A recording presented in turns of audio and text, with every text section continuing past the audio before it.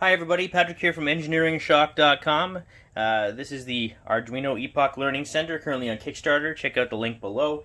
This is project number 9, which is called the Passive Infrared PIR Motion Sensor.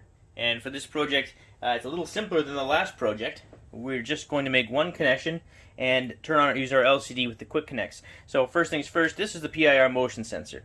And you can remove it from the board. There's actually some adjustable knobs in the back.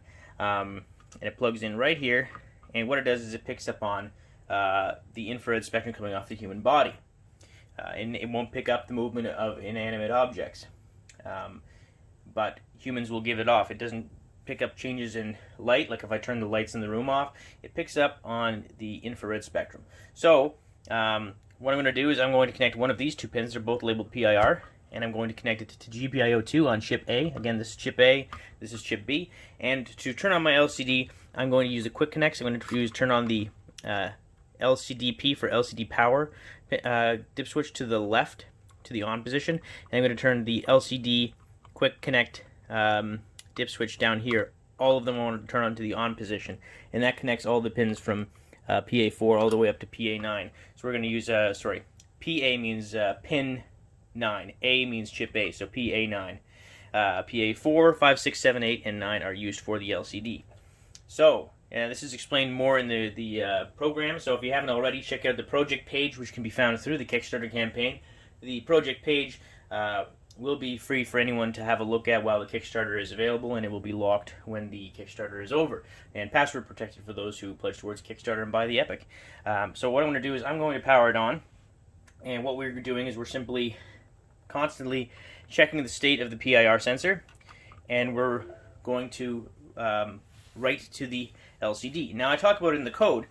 When you power on, the motion sensor kind of goes into a funky state. It needs about a minute to stabilize, and then it'll start reacting properly to movement. So right now it could be picking me up, but realistically, after about a minute it becomes stable. So right now, every 250 milliseconds, 4 times a second, this LCD is updating. And so if I'm standing way back, no movement detected. And I'll put my hand over top of it. So it's still not stabilized yet. So let me stop the video and we'll move forward to when it has stabilized.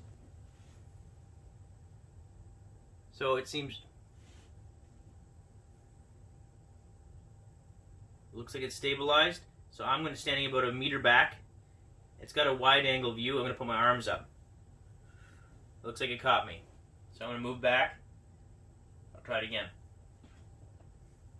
Yeah, so now while I'm standing in front of this thing, it's constantly going to detect me. I'm actually going to remove GPIO2, ignore the LCD because now it's floating, and I'm going to plug in one of the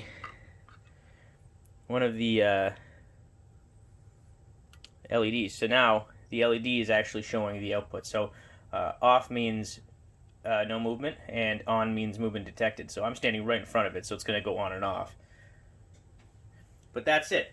That's the motion sensor, and you can fiddle with the sensitivity on the back. It is removable. You can play around with the variable resistors on the back.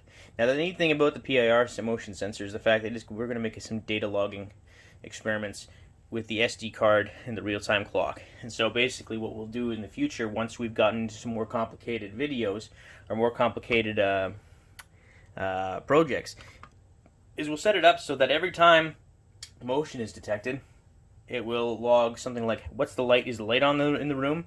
Has sound also been detected? What time was the motion sensor triggered? And everything will be saved on the SD card.